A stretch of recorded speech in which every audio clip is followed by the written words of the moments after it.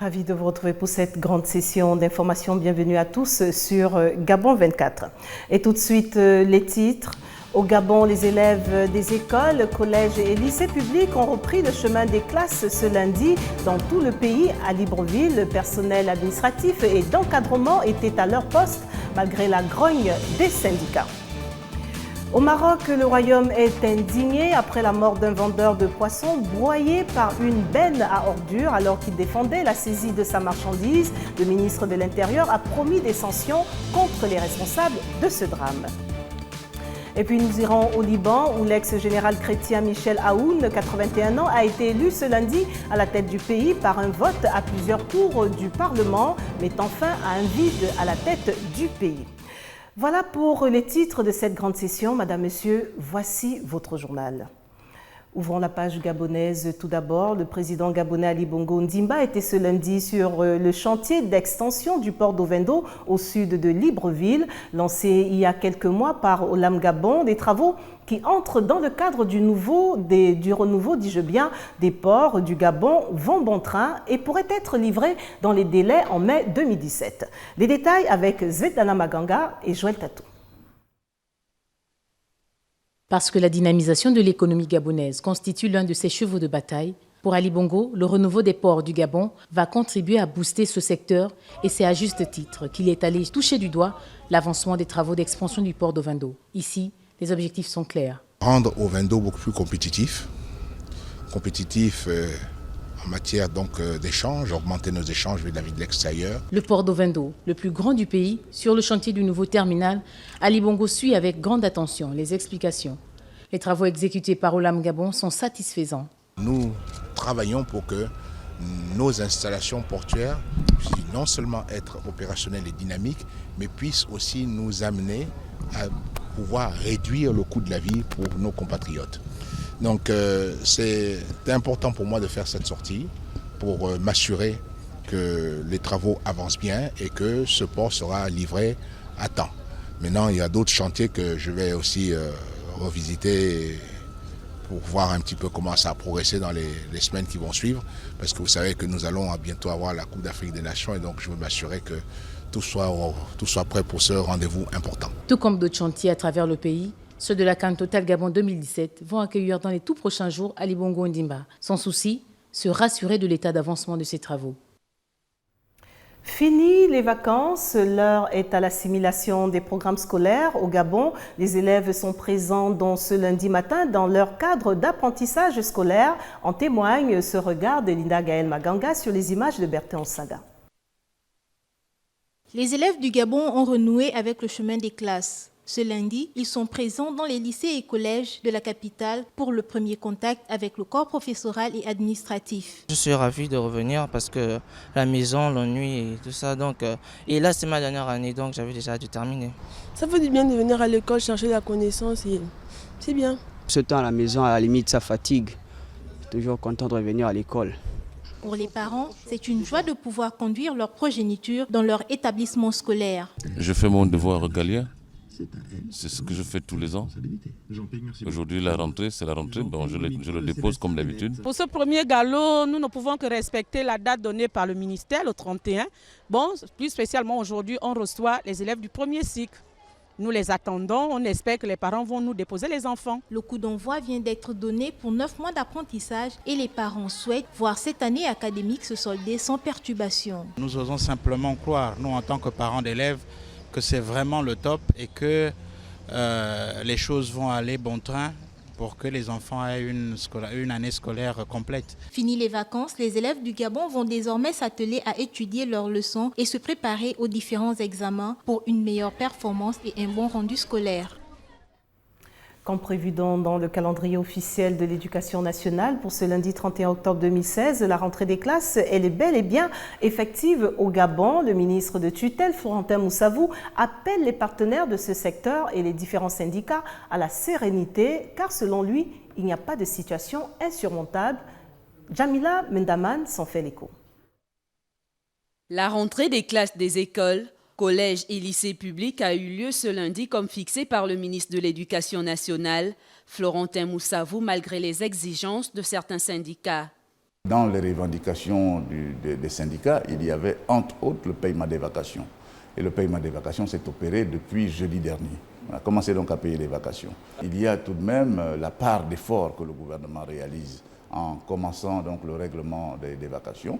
Florentin Moussavou a appelé à l'esprit patriotique des enseignants, vu que selon lui, il n'y a pas de situation insurmontable. Le ministre de l'Éducation nationale estime que chaque parti devrait faire des concessions pour une reprise sereine.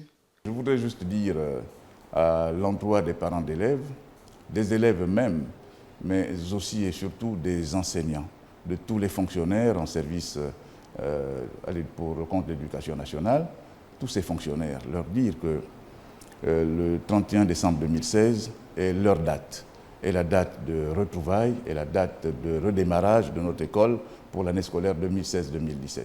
Et qu'il y a nécessité pour tous d'engager un exercice de mobilisation pour l'école gabonaise. Au sujet des exigences des syndicats du secteur de l'éducation, le ministre de l'Éducation nationale a dit être ouvert à toute discussion responsable. Florentin Moussavou, le ministre en charge de l'Éducation nationale, qui était l'invité de la matinale de Gabon 24 avec Abdoulaziz Maïga.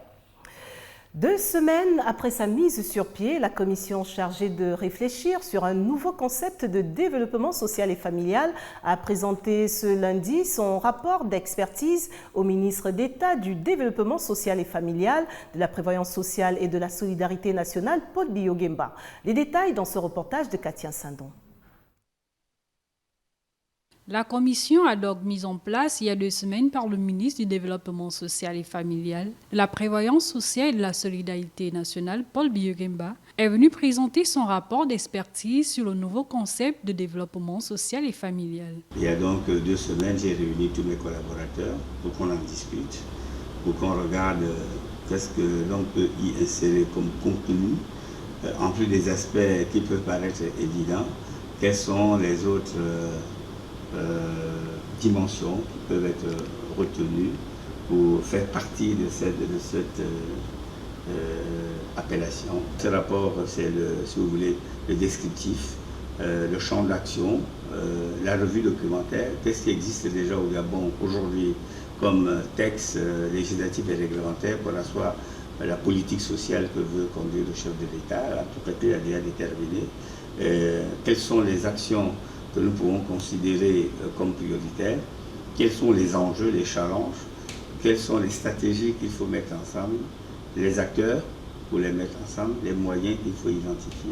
Ce dit rapport vise la croissance économique en vue d'une prospérité partagée au bénéfice des populations gabonaises. Dans quelques temps, il sera soumis à l'appréciation du chef de l'État Ali Bongo Ndimba et du Premier ministre Emmanuel Issoze Ngondé. J'en viens à la conférence de presse organisée ce lundi au siège de l'UNOCA, Bureau régional des Nations Unies, pour l'Afrique centrale dans le 1er arrondissement de Libreville. C'était l'occasion pour Abdoulaye Bathily de faire ses adieux à la presse gabonaise. En témoigne ce regard de Mirandangé. Abdoulaye Bathily, représentant spécial du secrétaire général des Nations Unies et chef du Bureau des Nations Unies pour l'Afrique centrale, s'est dit satisfait de sa mission dans la sous-région, alors qu'il faisait ses adieux ce lundi à la presse gabonaise. Il y a d'abord au niveau personnel, satisfaction, parce que j'ai énormément appris lors de ce séjour en Afrique centrale.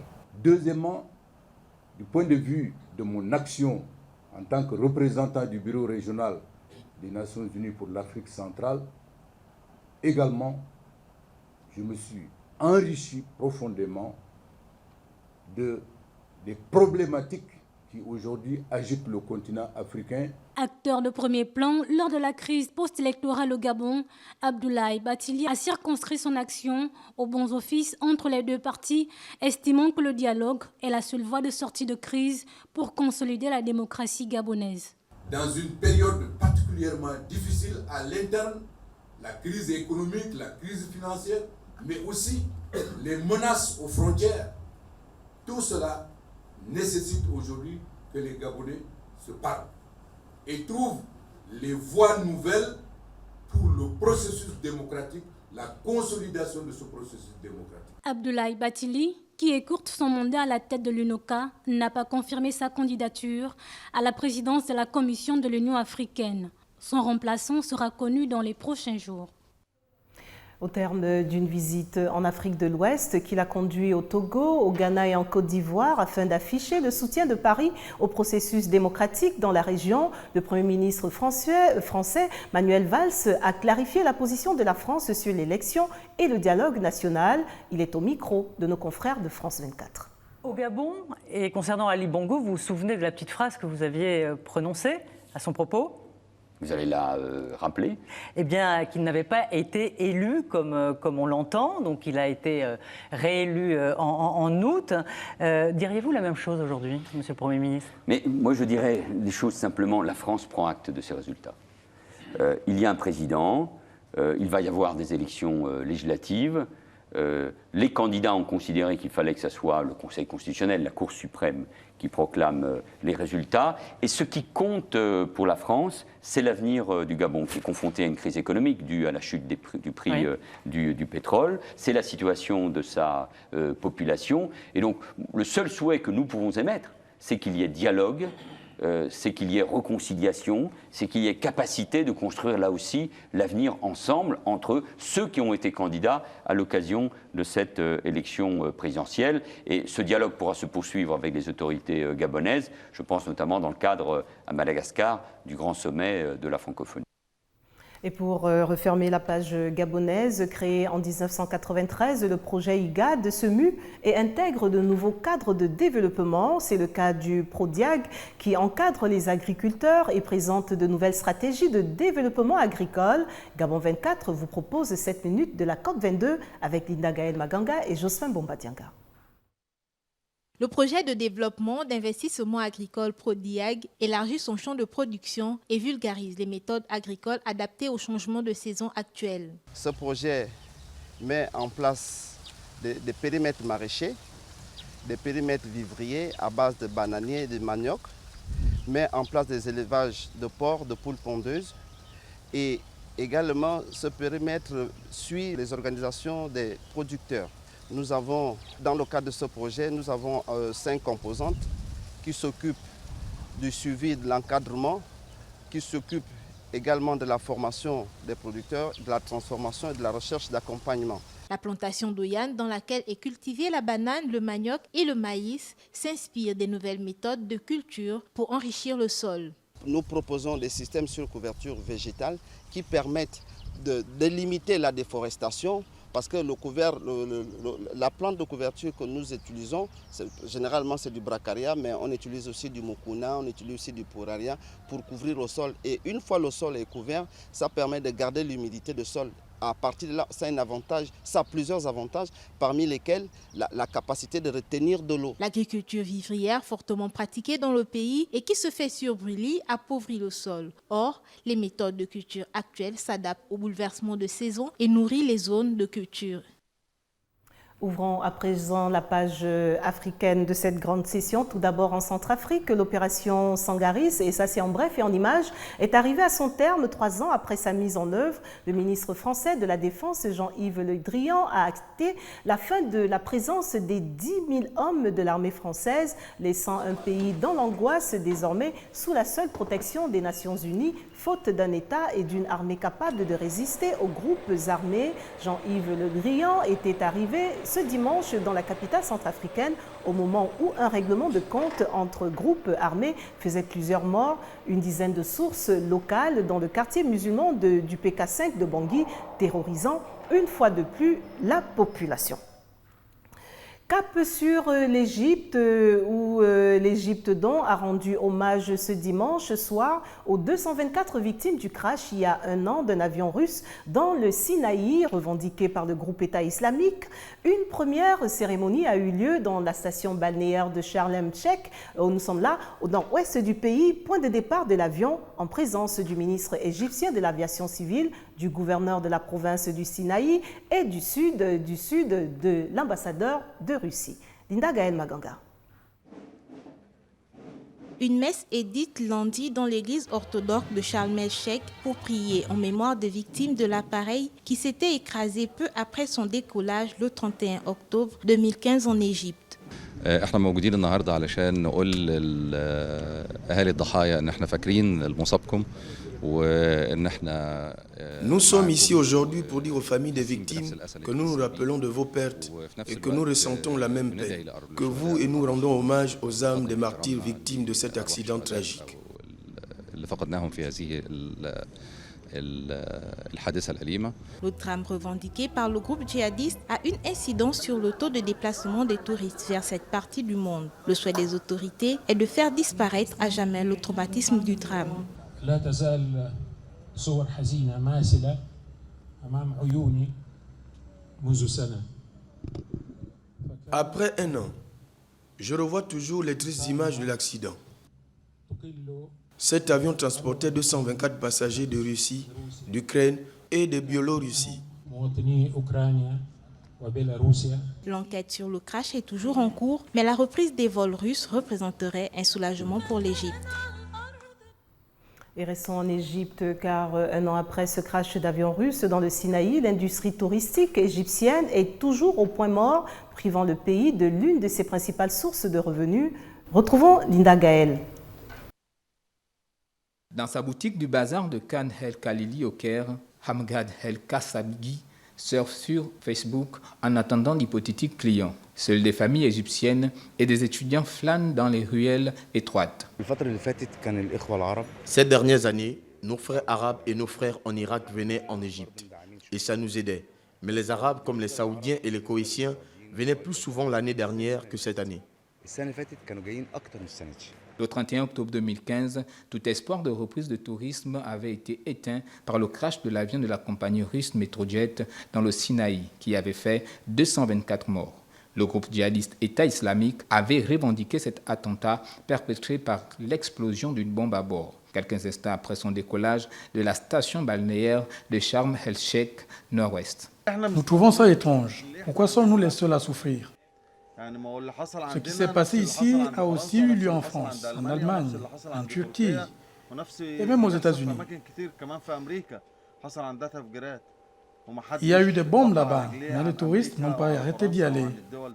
Ce drame a donné le coup de grâce au tourisme, déjà moribond après les années de troubles politiques ayant suivi la destitution du président Hosni Moubarak en 2011. En juin 2015, la police avait déjoué un attentat suicide près du temple de Karnak à Luxor, l'un des hauts lieux du tourisme, alors que 600 touristes se trouvaient à l'intérieur. Je vous l'annonçais à l'entame, au Maroc, la mort tragique d'un vendeur de poissons broyé par une benne à ordures à Al-Oussema a suscité une vague d'indignation et de manifestations au Maroc où les autorités ont affiché leur volonté de punir les responsables de ce drame. Linda Gaël Maganga. Dimanche, les Marocains étaient dans la rue pour manifester contre la mort tragique d'un vendeur de poissons broyé par une benne à ordures.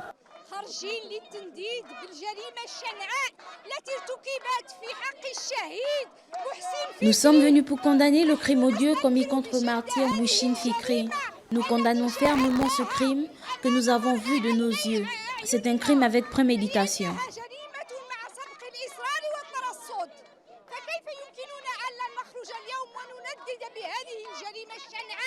La mort de l'homme a été filmée sur un téléphone portable et diffusée sur Internet. Des images qui ont choqué la population et appelé à manifester via les réseaux sociaux, dénonçant une violation des droits humains. Comme vous pouvez le voir, aujourd'hui il y a de grandes manifestations. Toute la ville de Hoceima est représentée, mais aussi les régions, les nations et d'autres pays. Tout le monde est venu dire non au mépris et non au meurtre du fils de notre ville. Nous avons fait une grande marche à pied de la ville de Hoceima jusqu'à Imezoun et de Imezoun au lieu d'enterrement du défunt. Dimanche, des milliers de personnes ont participé aux funérailles du jeune homme, rendant hommage au martyr Mouchine et marchant pendant plusieurs heures dans le calme du centre-ville d'Al-Hoshima jusqu'à la localité d'Imzouren où la dépouille a été inhumée. Et pas en reste dans cette grande session, l'actualité hors du continent. Tout d'abord, le Liban a un nouveau président. L'ex-général Michel Aoun, âgé de 81 ans, a été élu ce lundi à la tête du pays par un vote à plusieurs tours du Parlement. Une élection qui met fin à un vide institutionnel de 29 mois. Le récit de Lardingue Mamba. Le leader chrétien Michel Aoun, âgé de 81 ans, allié du Hezbollah, a été élu ce lundi 31 octobre, 13e président de la République libanaise. Son élection met un terme à 2 ans de vacances à la tête de l'État. Je jure devant Dieu que je respecterai la constitution libanaise et ses lois et que je préserverai l'indépendance de la nation libanaise et son intégrité territoriale. 26 ans après avoir quitté les ruines du palais présidentiel libanais, détruit par l'aviation syrienne pour se réfugier à l'ambassade de France le 13 octobre 1990, Michel Aoun prend sa revanche sur l'histoire. Il revient au palais de Bada, en maître de lieu, après avoir été élu ce lundi 31 octobre président de la République par le Parlement, avec 93 voix, 36 votes blancs et 7 votes nuls. Au-delà de son aspect dramatique, ce développement comporte une importante dimension géopolitique du fait que l'ancien chef de l'armée libanaise de 1984 à 1990 et ex-premier ministre de 1988 à 1990 a accédé à la magistrature suprême grâce à son alliance avec le Hezbollah, principal soutien du régime syrien.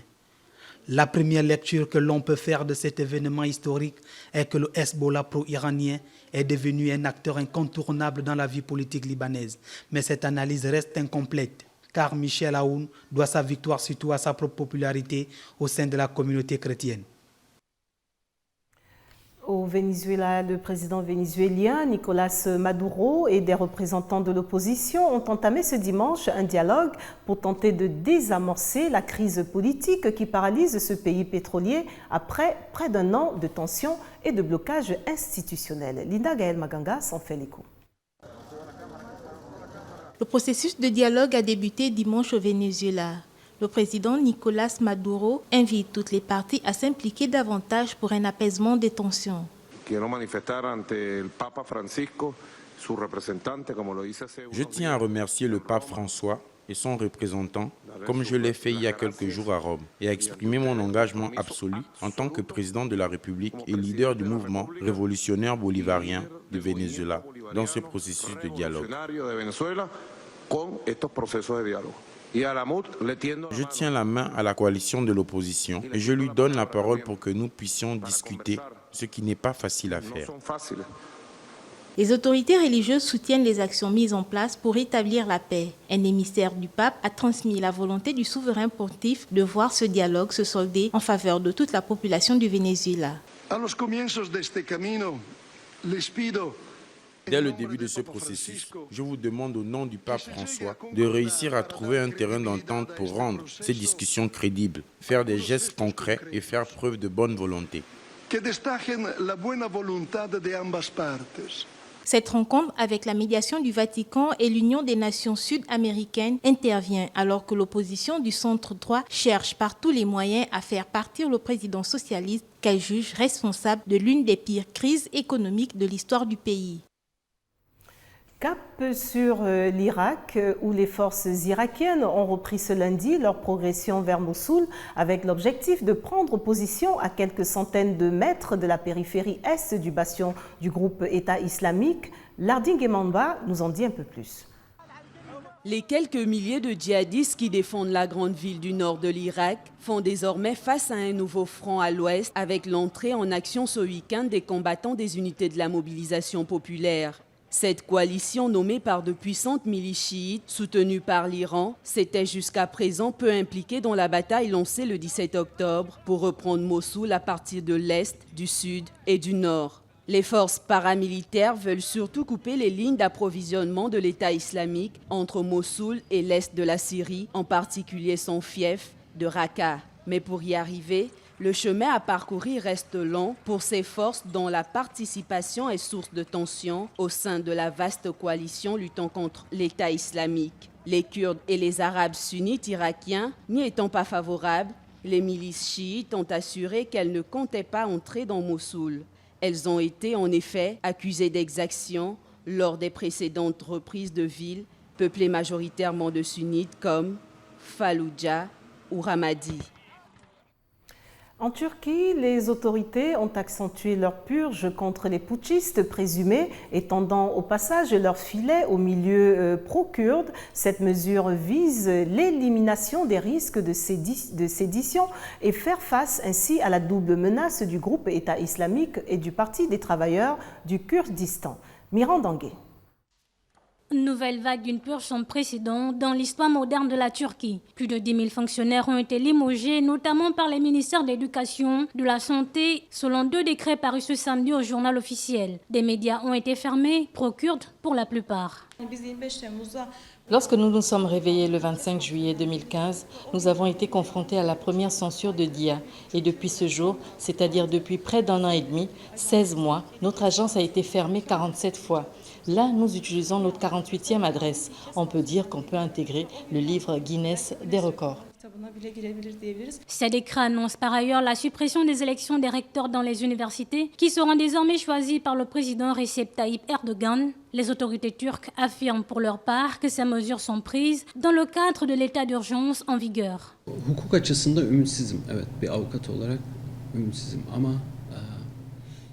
Je n'ai aucun espoir d'un point de vue juridique, en tant qu'avocat, mais tout n'est pas perdu pour l'opposition en Turquie.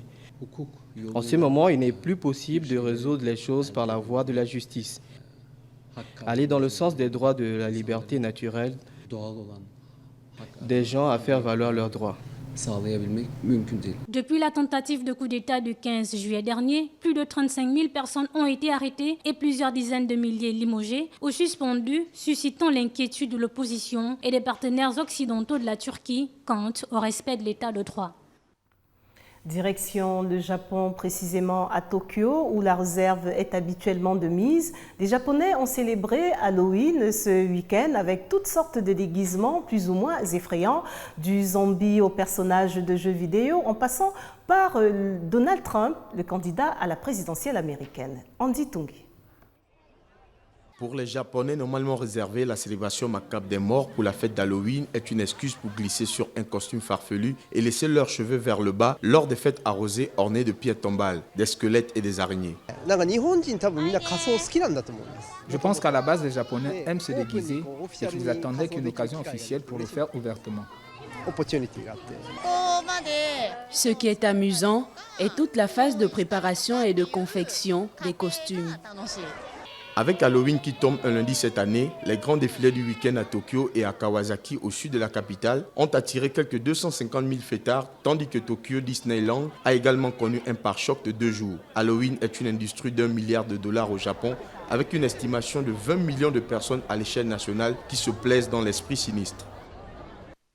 Le rappel des titres avant de refermer cette grande session. Au Gabon, les élèves des écoles, collèges et lycées publics ont repris le chemin des classes ce lundi dans tout le pays. À Libreville, personnels administratifs et d'encadrement étaient à leur poste malgré la grogne des syndicats. Nous l'avons vu dans ce journal au Maroc, le royaume est indigné après la mort d'un vendeur de poissons broyés par une benne à ordures alors qu'il défendait la saisie de sa marchandise. Le ministre de l'Intérieur a promis des sanctions contre les responsables de ce drame. Et puis au Liban, l'ex-général chrétien Michel Aoun, 81 ans, a été élu ce lundi à la tête du pays par un vote à plusieurs tours du Parlement, mettant ainsi fin à un vide à la tête du pays. Voilà, Madame, Monsieur, tout ce qui a retenu notre attention pour cette grande session d'information. Au nom de toute l'équipe, merci de nous rester fidèles. L'information continue sur Gabon 24, mais en attendant, n'oubliez surtout pas que quoi qu'il arrive entre-temps, gardez le sourire. Au revoir.